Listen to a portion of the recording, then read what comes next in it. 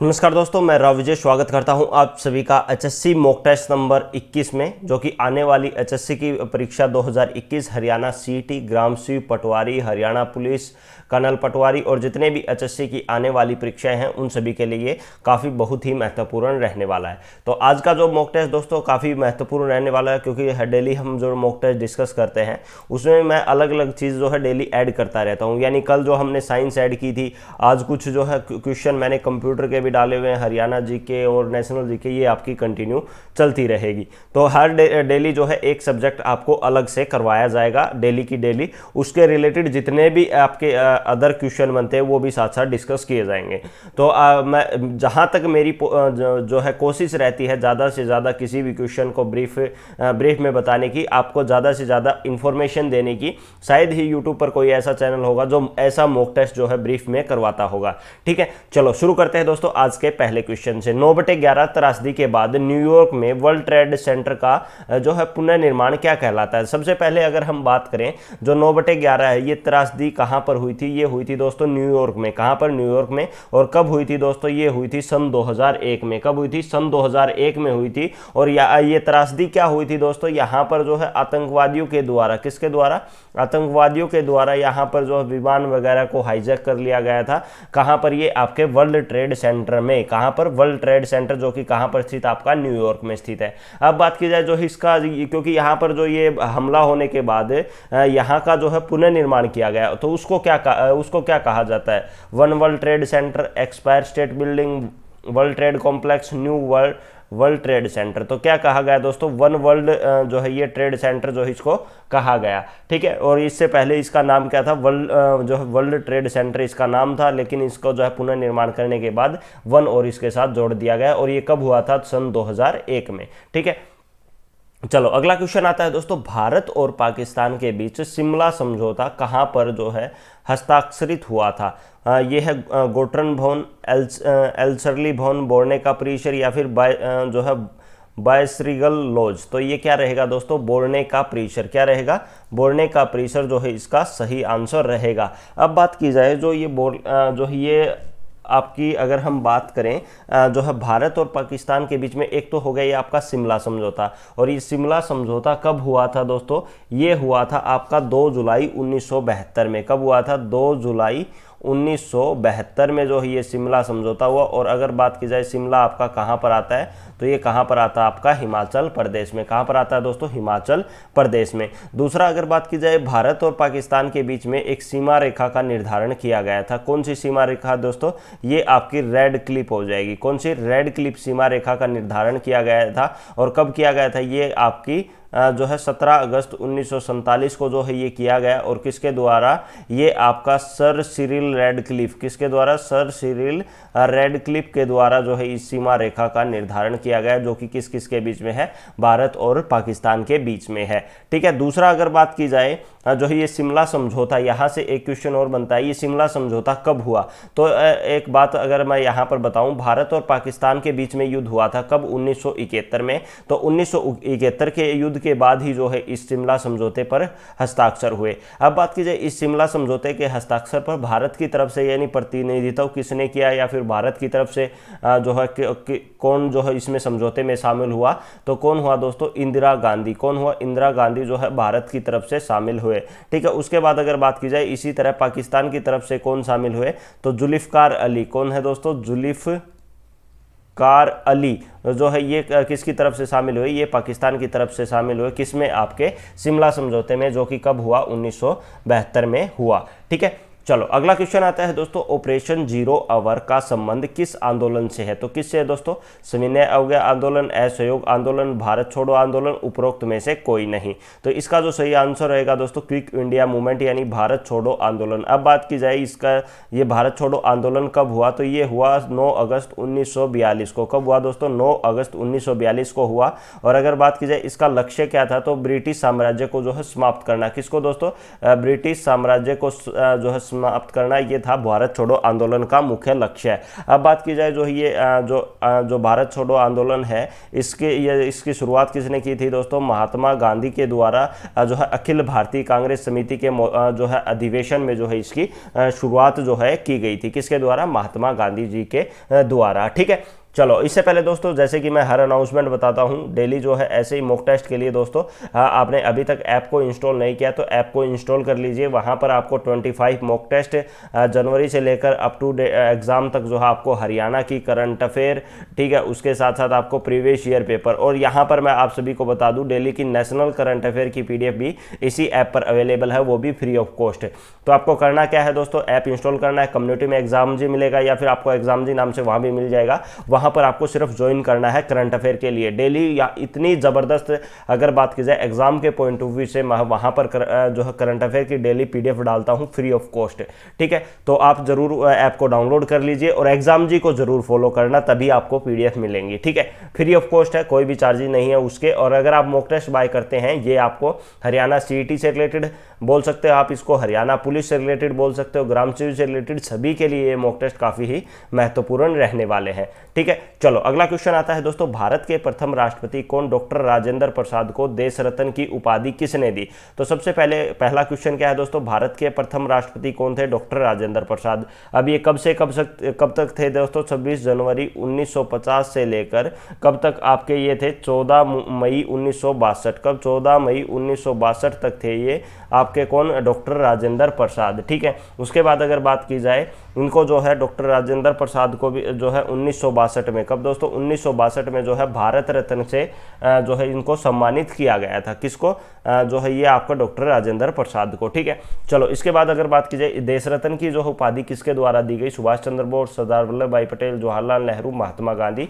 तो इसका जो सही आंसर रहेगा वो आपका महात्मा गांधी जो है ये सही आंसर रहेगा। ठीक है, चलो दूसरा दोस्तों एक इन्फॉर्मेशन और बता दूं, हम अपनी जो वेबसाइट है www.examgy.in, इस पर भी जो है कल से आपको डेली की डेली करंट अफेयर मिल जाएगी। यहाँ पर आपको MCQ के साथ और क्विक रिवीजन जो है, अगर बात की जाए क्विक रिवीजन के जो क्वेश्चन और आंसर, और यहाँ पर MCQ बेस्ड भी दोनों आपको करंट अफेयर इस पर वेबसाइट पर आपको मिलेगी। जैसे ही आप ओपन करोगे वहाँ आपको डेली विजिट करते रहना और आप जो पुश नोटिफिकेशन को और ऑन जरूर कर लेना। ठीक है, चलो अगला क्वेश्चन आता है दोस्तों, भारत के लिए संविधान की रचना हेतु संविधान सभा का विचार निम्नलिखित में से सर्वप्रथम किसने प्रस्तुत किया? कांग्रेस पार्टी ने, स्वराज पार्टी ने, मुस्लिम लीग ने, या फिर सर्वदल पार्टी ने? तो किसके द्वारा दोस्तों? ये आपका रहेगा स्वराज पार्टी। कौन सा? C जो है इसका सही आंसर रहेगा। अब बात की जाए स्वराज पार्टी की स्थापना कब हुई थी? तो इसकी स्थापना हुई थी दोस्तों 1934 में। ये स्वराज पार्टी ने जो है ये विचार प्रस्तुत किया था कब? 1934 में। लेकिन जो है स्वराज पार्टी की स्थापना जो हुई थी ये हुई थी आपकी 1923 में। कब हुई थी? 1923 में। और किसके द्वारा की गई थी? ये आपकी मोतीलाल नेहरू के द्वारा। किसके द्वारा? मोतीलाल नेहरू व चित्तरंजन दास के द्वारा। किसके द्वारा? मोतीलाल नेहरू व चित्तरंजन दास के द्वारा जो है ये इसकी जो है स्थापना की गई थी। और कहां पर की गई थी? ये इलाहाबाद में। कहां पर दोस्तों? इलाहाबाद में जो है ये स्थापना की गई थी किसकी? स्वराज पार्टी की। ठीक है, अगला क्वेश्चन आता है दोस्तों, निम्नलिखित में से किस समिति में राज्यसभा का प्रतिनिधित्व नहीं होता है? सबसे पहले अगर आप सभी के लिए एक क्वेश्चन है, राज्यसभा की टोटल सीटें कितनी है? ये आप सभी को कमेंट करके बताना है। कुछ बच्चे क्या है कमेंट 1-2 बच्चे करते हैं, उनका मैं रिप्लाई भी करता हूं। दूसरा दोस्तों, ज़्यादा से ज़्यादा आप सभी कमेंट करते रहना, क्योंकि आप सभी के लिए ही मॉक टेस्ट मैं करवा रहा हूं। ठीक है, दूसरा अगर आप जितने भी ज़्यादा कमेंट करोगे आप सभी का बेनिफिट रहेगा, आपका क्वेश्चन के आंसर आपको याद रहेंगे। और आपको मॉक टेस्ट कैसे लग रहे हैं, कुछ और सुधार की अगर इसमें कोई अगर सुधार भी हो सकता है तो वो भी कमेंट करके बताइए कि इस चीज़ में सुधार हो सकता है, क्योंकि मैं अपनी तरफ से 100% आपको देने की कोशिश कर रहा हूँ। जितना ज़्यादा डीपली मैं क्वेश्चन को करवा रहा हूँ उतना शायद कोई ही और ही करवाता होगा। ठीक है, चलो अगला इसका अगर बात की जाए ऑप्शन पढ़ लेते हैं, सरकार की आश्वासन समिति, लोक लेखा समिति, सार्वजनिक उपक्रमों की समिति, या फिर आंकलन समिति। तो कौन सा सही आंसर रहेगा दोस्तों?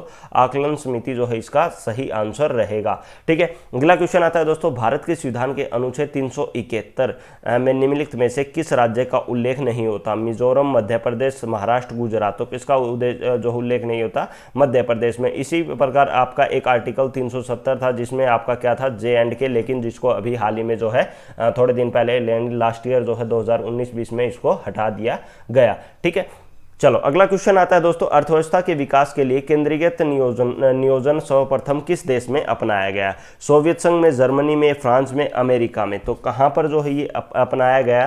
तो इसका जो सही आंसर रहेगा वो आपका सोवियत संघ जो है इसका सही आंसर रहेगा। ठीक है, अगला क्वेश्चन आता है दोस्तों, बैंकों में ग्राहक सेवा सुधारने के लिए जो है सुझाव देने वाली समिति कौन सी है? फेरवानी समिति, वेंकट चेला समिति, गोईपोरिया समिति, विजय केलकर समिति। तो ये अगर बात की जाए बैंकों से रिलेटेड अलग अलग समितियां बनी हुई हैं, लेकिन ग्राहक सेवा सुधार के लिए कौन सी समिति बनी थी? ये बनी थी आपकी गोईपोरिया समिति। कोई सी समिति दोस्तों? गोईपोरिया समिति। ये सुझाव दिया था इसमें ग्राहक सेवा जो है ग्राहक सेवा क्षेत्र को सुधारने के लिए। ठीक है, अब बात की जाए ये समिति कब बनी थी? ये बनी थी दोस्तों 1990 में, लेकिन इसके द्वारा अपनी रिपोर्ट पेश की गई। वो कब पेश की गई? 1991 में जो है रिपोर्ट जो है इसके द्वारा पेश की गई। ठीक है, अगला क्वेश्चन आता है दोस्तों, कॉम्प्लेक्स ऑफ कॉलेज को निम्न में से क्या कहते हैं? केंद्रीय विश्वविद्यालय, संघीय विश्वविद्यालय, यूनिटरी विश्वविद्यालय, राज्य स्तरीय विश्वविद्यालय। तो क्या कहा जाता है उसको? संघीय विश्वविद्यालय जो है ये कहा जाता है। ठीक है, अगला क्वेश्चन आता है दोस्तों, जेसी शाह की अध्यक्षता में गठित जो है पंजाब सीमा आयोग में कुल कितने सदस्य थे? तो कौन थे? 3 थे, 5 थे, 4 थे, 7 थे। तो टोटल सदस्य की बात करें तो कितने सदस्य थे दोस्तों? 3 सदस्य थे। कौन से 3 सदस्य? अगर बात की जाए, एक तो आपके जेसी शाह हो गए जो कि क्या थे? इसके अध्यक्ष थे। पहले जेसी शाह मैं लिख देता हूँ, जेसी शाह, एम फिलिप, क्या थे? एम फिलिप, और आपके तीसरे कौन थे? एस दत्त। ये 3 व्यक्ति थे। कौन से? अगर बात की जिसके द्वारा पंजाब सीमा आयोग का गठन किया गया था। और इसका गठन कब किया गया था दोस्तों? ये आपका कब किया गया था दोस्तों? 23 अप्रैल 1966 को। कब? 23 अप्रैल 1966 को इनके द्वारा बाद में रिपोर्ट पेश की गई। उसके बाद ही हरियाणा का गठन हुआ। हरियाणा कब बना अलग? 1 नवंबर 1966 को। ठीक है, चलो अगला क्वेश्चन आता है दोस्तों, किस स्थान से प्राप्त अभिलेखों में संगीत के 7 स्वरों का उल्लेख है? अब बात की जाए संगीत के 7 स्वर कौन से हैं? सा, रे, गा, मा, पा, धा, नी, सा। तो ये आपके 7 स्वर हैं। तो शुद्ध से, रोहतक से, अग्रोहा से, मिताथल से। तो कहाँ से प्राप्त हुई? ये आपके अग्रोहा, जो कि कहाँ पर स्थित है? आपका हिसार में जो है ये स्थित है। ठीक है, चलो अगला क्वेश्चन आता है दोस्तों, गुरुद्वारों का शहर हरियाणा के किस जिले को कहा जाता है? तो करनाल को, कुरुक्षेत्र को, पंचकुला को, कैथल को। तो कहाँ किसको कहा जाता है दोस्तों? कैथल को जो है गुरुद्वारा को शहर कहा जाता है, क्योंकि सबसे ज़्यादा गुरुद्वारे यहाँ पर है। यहाँ पर एक सबसे बड़ा फेमस है गुरुद्वारा मांझी साहिब। कौन सा दोस्तों? गुरुद्वारा मांझी साहिब। और ये बार बार एग्जाम में क्वेश्चन भी आ चुका है, ये गुरुद्वारा मांझी साहिब कहाँ पर स्थित है। ये इससे पहले वाला भी क्वेश्चन है, ये तीनों क्वेश्चन एग्जाम में आ चुके हैं। ठीक है, अगला क्वेश्चन आता है दोस्तों, हरियाणा में कुल कितनी जातियों को अनुसूचित जातियों की श्रेणी में रखा गया है? 21, 48, 37, 53। तो कितनी जातियों को जो है ये रखा गया है इसके अंदर?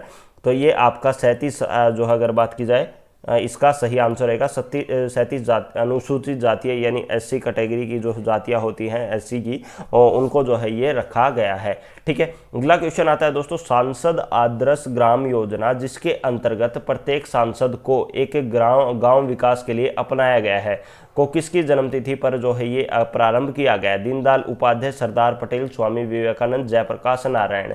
तो इसका जो सही आंसर रहेगा दोस्तों वो आपका जयप्रकाश नारायण रहेगा।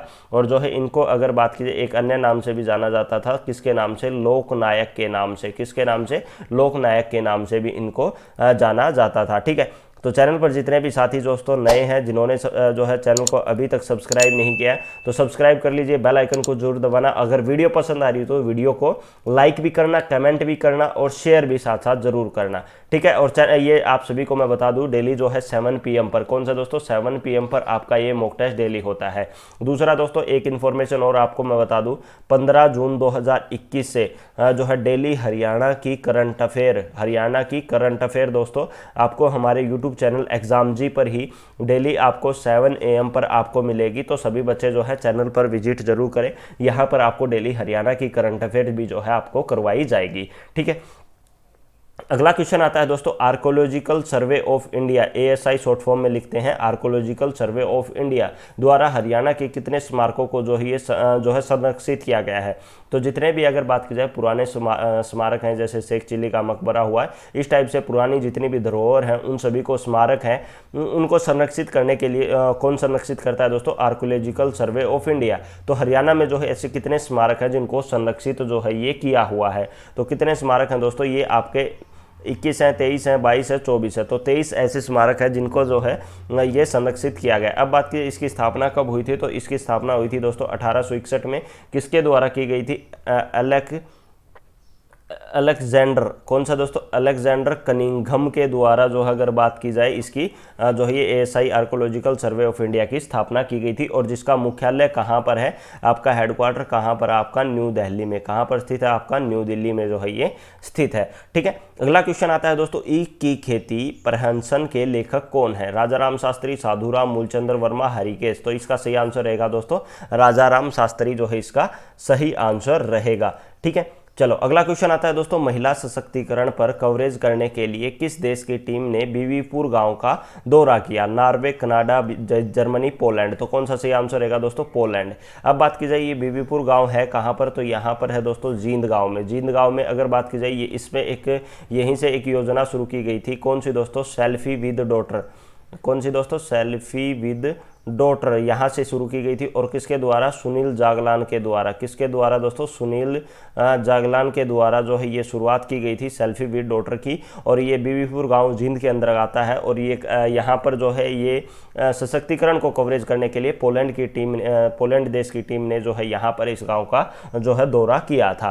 ठीक है, अगला क्वेश्चन आता है दोस्तों, संस्कृत की लेक्चर बनने वाली मेवात क्षेत्र की पहली मुस्लिम महिला कौन है? सायरा बानो, अखिला मिर्जा, शबनम बानो, रजिया बेगम। तो कौन थी दोस्तों? शबनम बानो। रजिया बेगम की अगर हम बात करें, रजिया बेगम बोल सकते हैं या फिर रजिया सुल्तान अगर यहाँ पर आए तो ये पहली महिला मुस्लिम महिला शासक थी। कौन? आपकी रजिया सुल्तान। ठीक है, और शबनम बानो की मैं बता दूं आप सभी को, जहां तक मुझे न्यूज़ मिली थी, मैंने एक पीछे पढ़ा भी था कि जो है ये पहली अगर बात की जाए मुस्लिम महिला संस्कृत की लेक्चरर जरूर बनी थी, लेकिन इनको जो अपनी अगर बात की जाए पद नहीं मिला।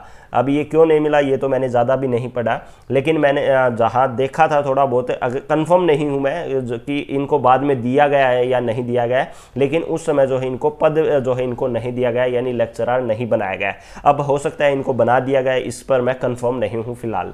ठीक है, चलो अगला क्वेश्चन आता है दोस्तों, हरियाणा के किस महिला घुड़सवार ने दिल्ली में आयोजित विश्व घुड़सवारी चैंपियनशिप में जो है ये प्रथम स्थान हासिल किया? कल्पित शर्मा, आशित शर्मा, सीमा हुड्डा, श्वेता हुड्डा।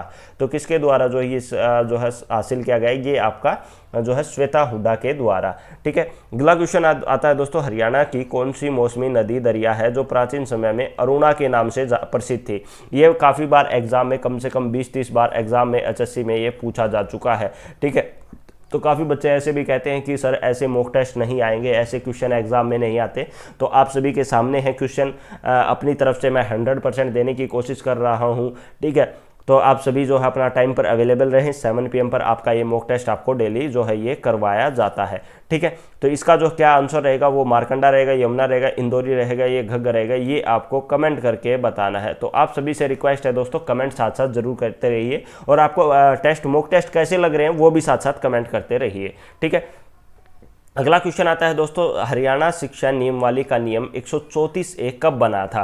तो सबसे पहले आप सभी को मैं बता दूं, जो हरियाणा शिक्षा ये नियमावली का जो नियम होता है, इसमें जो है आपको जो है गवर्नमेंट स्कूल में भी और प्राइवेट स्कूल में भी कुछ सीटें जो है रिजर्व हैं। क्या है? रिजर्व हैं, जिसमें आपके जो है SC कैटेगरी और BC कैटेगरी के जितने बच्चे आते हैं उनका पहले एक जो है टेस्ट लिया जाता है, स्कॉलरशिप टेस्ट बोल सकते हैं। उसके आधार पर फिर उनको जो है फ्री ऑफ कॉस्ट जो है स्कूलों में एडमिशन जो है ये दिया जाता है। ठीक है, तो ये अगर बात की इसका कब बना था, ये 2003 में, 10 में, 2007 में, 2012 में। तो कब बना था दोस्तों? ये 2003 में जो है ये बना था। ठीक है, चलो अगला क्वेश्चन आता है दोस्तों, सी लैंग्वेज में लिखा जाने वाला प्रथम ऑपरेटिंग सिस्टम OS अगर बात की जाए ऑपरेटिंग सिस्टम कौन सा था? डोस था, यूनिक्स था, विंडो था, लाइनेक्स था। तो ये अगर बात की जाए सी लैंग्वेज पर तो ये कौन सा था दोस्तों? ये आपका यूनिक्स हो जाएगा। विंडो में अगर हम बात करें, जैसे हम विंडो यूज़ करते हैं, XP हुआ, विस्टा हुआ, ठीक है, विंडो 7 हुआ, विंडो 8 हुआ, विंडो 10 हुआ, 8.1 हुआ, ये सारे किसके पार्ट हैं? विंडो MS विंडो के जो है ये माइक्रोसॉफ्ट ऑफिस के, अगर माइक्रोसॉफ्ट ऑफिस नहीं, माइक्रोसॉफ्ट के ही पार्ट हैं, माइक्रोसॉफ्ट विंडो के 8, 7 हुआ ये। ठीक है, चलो अगला क्वेश्चन आता है दोस्तों, भारत में सुपर कंप्यूटर का नाम क्या है? नाग, आकाश, परम, त्रिशूल। अकॉर्डिंग टू ऑप्शन इसका जो सही आंसर रहेगा वो आपका परम जो है ये इसका सही आंसर रहेगा। कौन सा दोस्तों? परम। ठीक है, अगला क्वेश्चन आता है दोस्तों, अल्टेयर क्रेवन एप्पल मैकनितोस आदि कंप्यूटर किस पीढ़ी के अंतर्गत आते हैं? दूसरी, तीसरी, चौथी, इन किसी में भी नहीं। तो कौन सी पीढ़ी के अंतर आते हैं दोस्तों? ये आपके चौथी पीढ़ी के अंतर्गत आते हैं। ठीक है, अगला क्वेश्चन आता है दोस्तों, कंप्यूटर को बूट करने का अर्थ क्या है? एक्स्ट्रा ड्राइव लगाना, लगातार काम करते रहना, पुनः चालू करना या फिर साउंड चालू करना। तो जो है कंप्यूटर को बूट करना यानी उसको पुनः चालू करना जो है इसका सही आंसर रहेगा। ठीक है, एक्स्ट्रा ड्राइव में अगर बात की जाए तो वो आपकी जो है अलग से सेकेंडरी स्टोरेज के अंदर जो आपकी आती है एक्स्ट्रा ड्राइव, जैसे हम पेन ड्राइव बोल सकते हैं, फ्लॉपी बोल सकते हैं, या फिर आप अगर बात की जाए एक्सटर्नल हार्ड डिस्क HDD बोल सकते हैं। तो ये आपकी जो है अलग से हो जाती है, एक्स्ट्रा ड्राइव के अंतर्गत आती है। ठीक है, चलो अगला क्वेश्चन आता है दोस्तों, एक बाइट में होते हैं 24 बिट, 8 बिट, 1024 बिट, 4 बिट। तो कितने बिट होते हैं दोस्तों? 8 बिट जो है ये आपका सही आंसर रहेगा। ठीक है, अगला क्वेश्चन आता है दोस्तों, कॉपी करने के लिए शॉर्टकट की कौन सी है? Ctrl+B, Ctrl+C, Ctrl+P, Ctrl+S। तो कॉपी करने के लिए आपका सही आंसर रहेगा दोस्तों, कॉपी अगर बात की जाए वो Ctrl+C से की जाती है। बी से क्या होता है दोस्तों? बोल्ड। क्या होता है? बोल्ड, जो कि MS ऑफिस विंडो इसमें जो इनका काम MS ऑफिस में जो है, MS पावर पॉइंट में, या फिर अगर हम बात करते हैं किसी भी अगर अक्षर को बोल्ड करना हो यानी उस चीज़ के लिए जो है Ctrl+B का यूज़ उस प्रॉपर जो है, मान लो वर्ड को सिलेक्ट, जैसे मैंने इतने वर्ड को सिलेक्ट किया, इसको बोल्ड करके दिखाना है तो इस वर्ड को सिलेक्ट करने के बाद आप Ctrl+B दबा सकते हो, या फिर ऊपर जो है MS ऑफिस में भी, नोटपैड में भी, इन सभी में चीज़ों में जो है बोल्ड का अलग से ऑप्शन है, तो उससे भी आप कर सकते हैं। अब Ctrl+P से क्या होता है दोस्तों? प्रिंट। क्या होता है? प्रिंट जो है किसी भी चीज़ का, मान लो आप कोई भी मॉक टेस्ट की PDF है या उसका प्रिंट निकालने के लिए आप Ctrl+P कमांड का यूज़ कर सकते हैं, ये आपकी शॉर्टकट की हो जाएगी। ठीक है, अब बात की जाती है Ctrl+S, यानी कोई भी फाइल आप सेव करते हो तो उसके लिए आपको Ctrl+S का जो है यूज किया जाता है। ठीक है, चलो अगला क्वेश्चन आता है दोस्तों, सॉफ्टवेयर के लिए एक अन्य शब्द है, प्रोग्राम है, इनपुट है, आउटपुट है या फिर सिस्टम है। तो सॉफ्टवेयर के लिए एक शब्द है दोस्तों, क्या है? प्रोग्राम। क्योंकि सॉफ्टवेयर कोई भी सॉफ्टवेयर बनाता है उसके लिए अगर बात की जाए प्रोग्राम का होना जरूरी है, यानी उसकी कोडिंग बोल सकते हैं हम। कोडिंग यानी कोई भी चीज़ को हम तैयार करते हैं तो उसकी जो अलग अलग जो है, मान एग्जाम्पल के तौर पर मैं आप सभी को बताऊँ कि सबसे पहले हमने जो है एक क्या एग्जाम्पल के तौर पे हमें कोई भी चीज़ खाना बनाना है, तो खाना सब्जी बनानी है जैसे कोई भी, तो सब्जी से पहले हम उसको सब्जी को लेके आएंगे मार्केट से, उसके बाद उसको धोएंगे, उसके बाद उसको काटेंगे, उसके बाद फिर उसको जो है छोक लगाएंगे। तो इस ये क्या होगा? उसका प्रोसेस हो गया।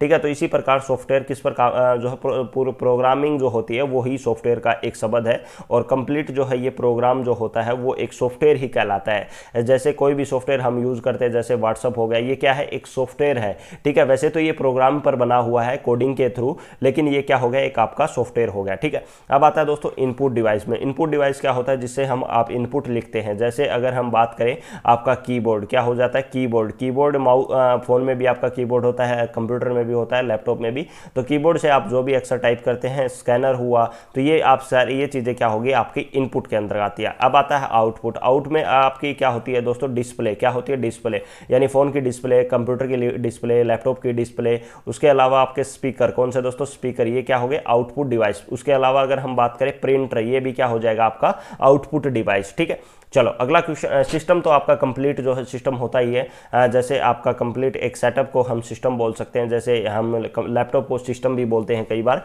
ठीक है, चलो अगला क्वेश्चन आता है दोस्तों, वेबसाइट का मुख्य पेज क्या कहलाता है? Search page, bookmark, home page, browser page.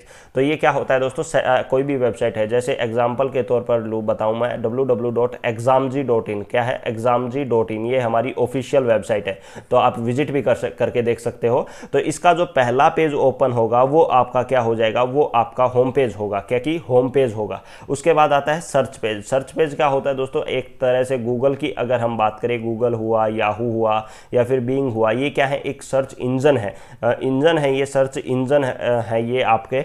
लेकिन जो है पेज में यहाँ पर देखो, आपको हमारी वेबसाइट पर मिलेगा, आप यहाँ पर साइड में देखोगे अगर विंडो में, तो यहाँ पर एक सर्च पेज भी है, यानी आप उस पेज पर कुछ चीज़ें सर्च भी कर सकते हैं। बुकमार्क क्या होता है दोस्तों? अगर आपको कोई वेबसाइट वगैरह पसंद आती है तो उसको आप फ्यूचर में देखने के लिए या फिर नेक्स्ट टाइम विजिट करने के लिए आप उस लिंक को क्या कर लेते हैं? अपने सिस्टम में सेव कर लेते हैं, वो आपका हो गया बुकमार्क। ठीक है, अब आता है ब्राउजर पेज। ब्राउजर क्या होता है दोस्तों? ब्राउजर पेज होता है जैसे आपका कोई भी ब्राउजर है, क्रोम है, सफारी है, मोजिला है, और अगर हम बात करें इंटरनेट एक्सप्लोरर है, माइक्रोसॉफ्ट एज है, ये क्या हो गए? ये आपके ब्राउजर हो गए। ठीक है, चलो अगला क्वेश्चन आता है दोस्तों, यूरिया में कितने प्रतिशत जो है ये नाइट्रोजन होता है? तो कितने प्रतिशत होता है दोस्तों? 26%, 36%, 46%, 46%, 56%। तो ये कितना हो जाएगा आपका 46% ये हो जाएगा। ठीक है, तो ये था दोस्तों आज का मॉक टेस्ट नंबर आप सभी का कितना जो है आपका मॉक टेस्ट। अगर आपको ये पसंद आए तो वीडियो को शेयर करना, लाइक करना और कमेंट साथ साथ जरूर करना आपको टेस्ट कैसे लगे। ठीक है, क्योंकि मैं अपनी तरफ से जो है ज़्यादा से ज़्यादा आपके साथ जो है डिस्कस करता हूँ और ज़्यादा से ज़्यादा उसको ब्रीफ में ताकि आपको डिटेल में जो है मैं समझा सकूँ, ताकि अगर कुछ बच्चे बोलते हैं इस टाइप के क्वेश्चन नहीं आते, लेकिन अगर किसी भी एग्जाम में अगर एक मॉक टेस्ट से आपको 1-2 क्वेश्चन भी मिल जाते हैं तो उससे बड़ी बात नहीं है आपको फ्री ऑफ कॉस्ट में। ठीक है, चलो उसके अलावा अगर मैं आप सभी को बता दूं कि ब्रीफ में जितना आप सभी अगर आप कोई भी चीज़ जो है अगर आप देख के लिखेंगे तो उसमें आपका ज़्यादा से ज़्यादा टाइम वेस्ट होता है। तो इस चीज़ में आप अगर आपको कोई भी क्वेश्चन पसंद आता है तो आप साथ साथ नोटबुक में उसको नोट भी कर सकते हैं।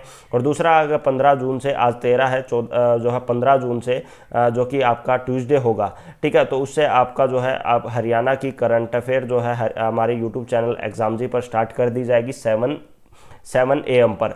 ठीक है, तो आप सभी जो है विजिट जरूर करें। दूसरा दोस्तों, डेली की जो है नेशनल करंट अफेयर आपको हमारे टेलीग्राम चैनल और पेंसिल ऐप पर, कहाँ पर दोस्तों, टेलीग्राम चैनल और पेंसिल ऐप पर जो है कंटिन्यू हम डाल रहे हैं डिटेल में, यानी उससे बाहर एक भी क्वेश्चन नहीं आएगा। अगर उसमें नेशनल की करंट अफेयर से कोई भी क्वेश्चन आता है आपका कोई भी एग्जाम में, ठीक है, तो टेलीग्राम चैनल ज्वाइन जरूर कर लीजिए। ऐप डाउनलोड नहीं किया तो लिंक नीचे डिस्क्रिप्शन में है या फिर आपको दिख रहा है पेंसिल का लोगो, ठीक है, तो वो भी अगर आप डाउनलोड नहीं किया तो डाउनलोड कर लीजिए। और वीडियो अगर आपको पसंद आई हो तो दोस्तों ज़्यादा से ज़्यादा लाइक करें, कमेंट करें, शेयर करें और डेली ऐसे ही अपडेट के लिए चैनल को सब्सक्राइब करें। थैंक यू फॉर वॉचिंग दोस्तों। जय हिंद, जय भारत।